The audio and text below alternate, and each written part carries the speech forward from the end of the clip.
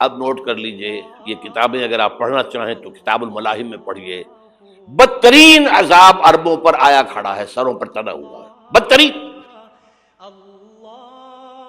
ایسی جنگ ہونی ہے الملحمۃ العظمیٰ، جس کو کہ میں بھی آپ کے گواہی پیش کر دوں گا، جسے کہا گیا ہے دی لاسٹ کروسیڈ۔ بش نے بھی کروسیڈ کا لفظ بول دیا تھا، پھر واپس لیا اس نے۔ نکل جاتی ہے جس کے منہ سے سچی بات مستی میں، فقیہ مصلحت بھی سے وہ رندے بادہ خار اچھا، کروسیڈ کہہ کر پھر واپس لیا۔ یہ کروسیڈ، اس کے اوپر جس قدر نقصان ہونا ہے عربوں کا، گریٹر اسرائیل بنے گا، یہ عراق، شام، اردن، سعودی عرب کا کچھ شمالی علاقہ، ترکی کا جنوبی علاقہ، مصر کا صحرائے سینا، اور اس کے ساتھ ہی جو بہترین اس کا زرخیز ترین علاقہ ڈیلٹا آف نائل، یہ سب یہودیوں کے قبضے میں جائیں گے۔ اس کو حدیث میں کہا گیا الملحمۃ العظمیٰ۔ عیسائی 80 علم لے کر اے مسلمانوں تم پر حملہ آور ہوں گے، اور ہر علم کے نیچے 12,000 فوج ہوگی، 9.5 لاکھ فوج۔ یہ نیٹو کی تیاری کس کے لیے ہو رہی ہے؟ جب یو ایس ایس آر کا خاتمہ ہوا تو پوچھا گیا تھا نیٹو چیف سے، اب کس لیے؟ تمہارا وہ دشمن تو ختم ہو گیا، اب ہمیں اسلامک فنڈامنٹلزم سے نمٹنا ہے۔ وہ جانتے ہیں خطرہ یہی ہے، اب اسلام ابھر سکتا ہے، مسلمانوں کے سینوں کے اندر وہ آگ ہے، اوپر خاکستر آ گیا ہے، تم کہیں اٹھانا بیٹھنا، یہ اندر تو انگارہ ہے، اوپر سے راکھ ہے، اس سے دھوکہ نہ کھا جانا ان کے دلوں کے اندر۔ اور بش نے کہا تھا مسلمان چاہتے ہیں کہ ہسپانیہ سے لے کر انڈونیشیا تک نظام خلافت قائم کریں، اور میں حیران ہوا تھا کہ اس کمبخت کو ہسپانیہ کا خیال کیسے آ گیا؟ ہمیں تو کبھی آتا ہی نہیں، اب ہم تو بھول گئے، وہ تو 500 برس پرانی بات ہے جبکہ وہاں سے ہمیں نکال دیا گیا تھا۔ اگرچہ اقبال نے کہا تھا ہے ارض فلسطین پہ یہودی کا اگر حق، ہسپانیہ پر حق نہیں کیوں اہل عرب کا؟ ہسپانیہ میں تو 800 سال حکومت کی مسلمانوں نے، اور ابھی 500 برس ہی گزرے ہیں نا۔ یہودی تو ارض مقدس سے 2000 سال نکالے گئے، انہیں لا کے آباد کیا گیا، عربوں کے سینے میں خنجر بھونک دیا گیا۔ وہ چھوٹا سا ملک جو چاہتا کرتا، کوئی پوچھنے والا نہیں۔ امریکہ جیسے اپنے بیٹے کی حفاظت کرے ویسے کرتا اس کی۔ اور حضور نے فرمایا ہے وہ جنگ جب ہوگی تو ایک باپ کے اگر 100 بیٹے ہوں گے تو 99 ختم ہو جائیں گے، ایک بچے گا۔ یہ حدیث ہے، حدیث ہے صحیح۔ اور آپ نے فرمایا ویل للعرب من شر قد اقترب، عربوں کے لیے ہلاکت ہے، عربوں کے لیے بربادی ہے اس شر سے جو قریب آ چکی ہے۔ اور آج جس طرح انہوں نے ان کی تہذیب کو اختیار کر لیا ہے، دبئی جا کر دیکھیے، بدترین مغربی معاشرہ جو ہے وہ دبئی کے اندر ہم نے قائم کر کے دکھا دیا۔ اب سعودی عرب اس راستے پر بڑھ رہا ہے۔ اور اس کے بعد نمبر 2 پر جو ہے ہم پاکستانی ہیں، لیکن میں اس کے وہ پہلی بات جو کہہ رہا ہوں وہ تو یقینی ہے، اس میں تو احادیث صحیحہ موجود ہے۔ اگرچہ اس کے بعد پانسا پلٹے گا، پھر حضرت مہدی کا ظہور ہوگا، حضرت عیسیٰ کا نزول ہوگا، اور وہ گریٹر اسرائیل گریٹر گریو یارڈ بنے گا یہودیوں کا، ایک ایک یہودی قتل ہوگا اور دفن ہوگا۔ یہ بات میں ہونا ہے، میں پہلی بات بات کر رہا ہوں۔ وہ پانسا پلٹے گا جب پلٹے گا۔ ابھی جو سامنے ہے وہ کیا ہے؟ جس ملحمۃ العظمیٰ کہا حضور نے، جسے آرمگیڈون کہتے ہیں عیسائی۔ آرمگیڈون کی اگر کہیں جا کر آپ دیکھیں گے، آپ ڈکشنری میں مانی تو کیا لکھا ہے؟ A very big war which will be fought between the forces of evil and good before the end of this world۔ اس دنیا کے خاتمے سے پہلے خیر اور شر کی قوتوں کے درمیان بہت بڑی جنگ ہوگی۔ ارمجدون اسے کہتے ہیں عربی میں، اور ارمگڈون اسے کہتے ہیں انگریزی کے اندر۔ اور یہ بائبل کی آخری کتاب کے اندر ہے، جو اس میں کہ مکاشفات یوحنا، ریولیشنز آف سینٹ جان. یہ تو میں کہہ رہا ہوں یقین کے ساتھ، اور زیادہ دور نہیں ہے، آیا چاہتا ہوں. اس لیے کہ یہودیوں کا اور عیسائی جو کنزرویٹوز ہیں، نیو کنزرویٹوز، ان کا 5 نکاتی ایجنڈا ہے متفق علیہ، جس کے تحت کہ یہ جنگ صلیبی شروع کی گئی ہے. وہ سن لیجئے آپ. آرمیگیڈون نمبر 1، گریٹر اسرائیل قائم ہو جانا اس کے نتیجے میں نمبر 2، مسجد اقصی اور قبۃ الصغریٰ کو گرانا نمبر 3، وہاں تھرڈ ٹیمپل، وہ مسجد جو حضرت سلیمان نے بنائی تھی 1000 قبل مسیح میں، پھر برباد کی تھی نبوکدنضر نے، دوبارہ بنائی گئی، پھر دوبارہ ختم ہوئی 70 عیسوی تک گری پڑی ہے. ان کا خانہ کعبہ گرا ہوا ہے 70 عیسوی سے لے کر آج تک. ایک دیوار ہے ویلنگ وال، جہاں جاتے ہیں، روتے ہیں، پیٹتے ہیں، ماتم کرتے ہیں، وہاں وہ بنے گا تھرڈ ٹیمپل. اور نمبر 4، اس میں لا کر رکھا جائے گا تخت حضرت داؤد کا. یہ تخت کہاں ہے اس وقت؟ یہ لندن شریف کے اندر، جو ان کی پارلیمنٹ کا جو چرچ ہے، ویسٹ منسٹر ایبے، اس میں رکھا ہوا ہے. ایک پتھر تھا جس پر بٹھا کر حضرت داؤد کی تاج پوشی ہوئی، پھر حضرت سلیمان کی ہوئی، پھر وہ پتھر رکھ دیا گیا جب حضرت سلیمان نے بنایا ہیکل مسجد اقصی، وہاں رہا وہ. ہر بادشاہ جو تھا یہودی اسی کے اوپر بٹھا کر اس کی تاج پوشی ہوتی تھی. سن 70 میں ٹائٹس نے گرایا اسے، ہیکل کو، وہ پتھر لے گیا، وہاں سے روم گیا، روم سے آئرلینڈ گیا، آئرلینڈ سے اسکاٹ لینڈ آیا، اسکاٹ لینڈ سے انگلینڈ آیا، اور اب وہ رکھا ہوا ہے 14ویں صدی عیسوی سے آج تک. وہ ویسٹ منسٹر ایبے میں رکھا ہوا، ایک کرسی کی سیٹ میں اسے بنا دیا گیا ہے تخت کی شکل میں. اب انگریزوں میں کوئی ملکہ ہو، کوئی بادشاہ ہو جس کی بھی تاج پوشی ہونی اس میں ہوتی. یہ لا کر رکھا جائے گا تھرڈ ٹیمپل میں، اور اس پر یہودیوں کے خیال کے مطابق ان کا مسیحا آئے گا جو مسیح دجال ہوگا.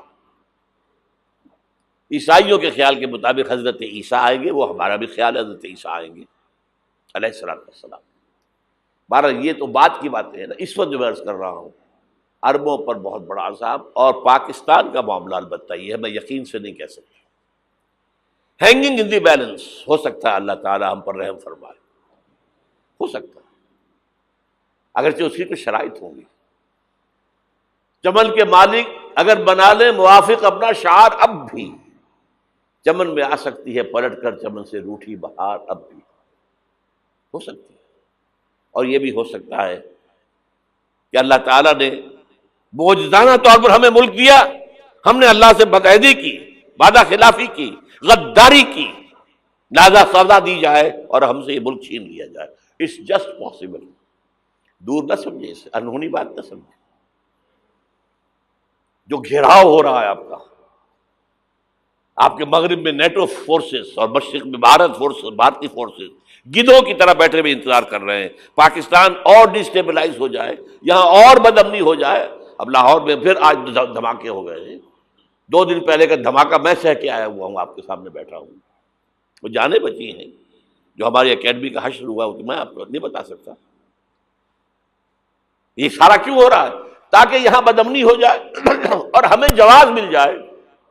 مغرب سے نیٹو فورسز داخل ہو جائیں، مشرق سے بھارتی فورسز آ جائیں، اور ہمارے ایٹمی دانت توڑ کر اور پھر ہمیں بھارت کے سامنے ڈال دیا جائے. نو ڈو ایز یو لائک.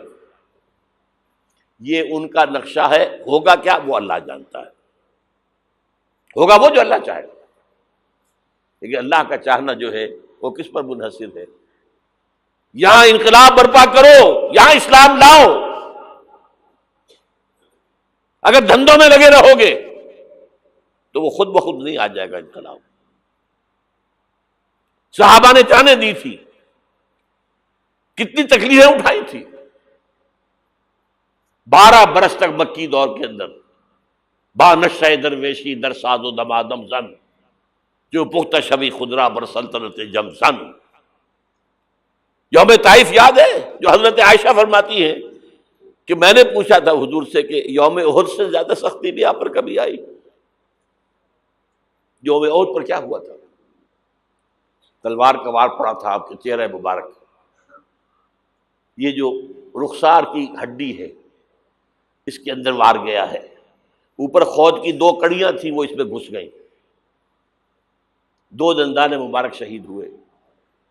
وہ خود کی کڑیاں ایک صحابی نے اپنے دانتوں سے پکڑ کے کھینچنے کی کوشش کی، دانت نکل گئے، وہ نہیں نکلی، کیا جتن کر کے نکالی گئی ہوگی تو خون کا فوارہ آیا، اتنا خون گیا ہے کہ آپ بے ہوش ہو گئے، گر گئے، اور مشہور یہ ہو گیا کہ آپ کا تو انتقال ہو گیا، شہادت ہو گئی۔ یہ سیرت کبھی پڑھی ہے؟ حضرت عائشہ کے ہوش کا تو یہی دور تھا نا، یوم طائف میں تو آپ کی کیا تھی، بچی تھی، انہیں کیا پتا کیا ہو رہا ہے حضور کے ساتھ۔ 3 دن تک حضور مکے کی گلیاں اور وہاں کے اوباش لوگ پتھراؤ کر رہے گئے تھے اس امید میں کہ شاید وہاں کا کوئی سردار ایمان لے آئے، تو یہاں تو ابو طالب بھی فوت ہو گئے، یہی دنیاوی سہارا تھا، خاندانی سہارا تھا ابو طالب کے ذریعے، اور گھر میں ایک دلجوئی کرنے والی رفیقہ حیات تھی، وہ بھی، ان کا بھی انتقال ہو گیا۔ آپ نے کہا یہ عام الحزن ہے، اب تو سب کو طے ہو گیا قریش کو کہ اب جیسے قتل کر دو ان کو، اسی لیے آپ گئے طائف، شاید وہاں کا کوئی بڑا سردار مانے، ایمان لے آئے مجھ پر، تو میں اپنا مرکز ادھر شفٹ کر دوں۔ تینوں سے ملے ہیں، تینوں نے وہ جواب دیے ہیں، نکل جاؤ یہاں سے، میں تمہارے ساتھ بات بھی کرنے کو تیار نہیں۔ اچھا، تمہارے سوا کوئی نہیں ملا تھا اللہ کو نبی بنا کر بھیجنے کے لیے؟ دیکھو جاؤ، میں بات نہیں کرنا چاہتا، ہو سکتا ہے میں بے عزتی کر بیٹھوں، واقعی تم اللہ کے نبی ہو تو میں مارا جاؤں گا، جاؤ جاؤ جاؤ۔ یہ سلوک محبت کے ساتھ ہوا، اور پھر چھوکروں کو، اسٹریٹ ارچنز جنہیں آپ کہتے ہیں، اشارہ کیا تھا، خبر لو ان کی، پتھراؤ ہو رہا ہے، ساتھ کوئی ہے ہی نہیں، ایک آدمی صرف، زید ابن حارثہ۔ اب سامنے سے پتھر آ رہے ہیں تو حضرت زید آگے آ جاتے ہیں، ڈھال بنتے ہیں، مجھے لگے پتھر حضور کو لگے، آپ پیچھے سے آ رہے ہیں، چاروں طرف سے تو ڈھال نہیں بن سکتا ایک شخص، جسم لہو لہان، خون جا کر جوتیوں میں جم گیا ہے، جوتی اتر نہیں۔ پھر وہاں سے واپسی پر جو دعا مانگی ہے، اللہم الیک اشکو ضعف قوتی وقلت حیلتی وہوانی علی الناس، اے اللہ تیری جناب میں فریاد لے کر آیا ہوں اپنی قوت کی کمی کا، اپنے وسائل کی کمی کا، اور جو ذلت و خواری ہو رہی ہے لوگوں کے سامنے، الا ملتقننی، مجھے کس کے حوالے کر دیا ہے، الا بعیدی یتجہمنی، یہ میرے اوپر ہجوم کر کے آ جائے، حملہ کریں، اور عدو من لگتا امرے، یہ دشمن کے حوالے میرا معاملہ کیا، جو چاہے کر دے وہ۔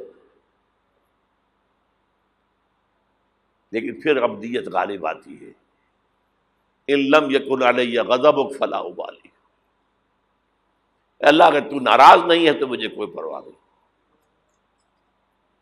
سر تقسیم خم ہے جو مزاج یار میں آئے، مجھے اندیشہ یہ ہے کہ تو ناراض تو نہیں ہوگی۔ یہ تکلیفیں جھیلی ہے، سینکڑوں صحابہ نے جانوں کا نذرانہ پیش کیا ہے، احزاب کی جنگ میں فاقوں پر فاقے ہو رہے تھے، اور ان فاقوں کی حالت میں خندق کھودنے کا حکم ملا ہے، لوگوں کی کمریں دوہری ہو رہی ہیں، پتھر باندھے ہیں اپنے پیٹوں سے، اپنے چادروں کے ساتھ کس کر، کمر دوہری نہ ہو جائے، اور جب صحابہ کدالیں چلا رہے ہیں تو کیا کہہ رہے ہیں، نحن الذین بایعوا محمدا علی الجہاد ما بقینا ابدا، اللہم لا عیش الا عیش الاخرہ۔ صحابہ کہتے تھے ہم وہ لوگ ہیں جنہوں نے محمد سے بیعت کی ہے کہ جہاد کرتے رہیں گے جب تک جان میں جان نکل جائے تو بات، اور جان ہے، چاہے ابھی بھوک سے کمر دوہری ہوئی جا رہی، جان تو ہے۔ اور ایک دفعہ کہتے تھے اللہم لا عیش الا عیش الاخرہ، اللہ عیش، زندگی تو آخرت کی زندگی ہے۔ اور حضور فرماتے تھے، حضور کے بیٹھے ہوئے نہیں تھے گاؤں تکیہ لگا کر، پتھر اٹھا کر خندق میں سے لے جا کر باہر پھینک رہے تھے، جب صحابہ کہتے ہیں اللہم لا عیش الا عیش الآخرہ، حضور فرما رہے ہیں فاغفر الانصار والمہاجرہ، اے اللہ ان انصار اور مہاجرین کی مغفرت فرما دے۔ پھر حضور کی خدمت میں کچھ لوگ آئے، حضور اب یہ فاقہ ناقابل برداشت ہو گیا، دیکھیے ہم نے یہ پتھر باندھے ہوئے اپنے پیٹوں کے ساتھ۔ حضور نے کرتا اٹھا کر دکھایا، وہاں 2 پتھر باندھے ہوئے۔ یہ ہے سیرت النبی۔ آپ کس چیز کو سیرت النبی سمجھتے ہیں؟ بہرحال اس موضوع پر میری ایک کتاب ہے منہج انقلاب نبوی، کہ انقلاب کیسے آیا تھا۔ اگر دل میں ذرا بھی آرزو پیدا ہو گئی ہو کہ اللہ قبول کر لے مجھے قبول کر لے اس کام کے لیے، تو وہ کتاب آپ کے لیے مسٹ ہوگی۔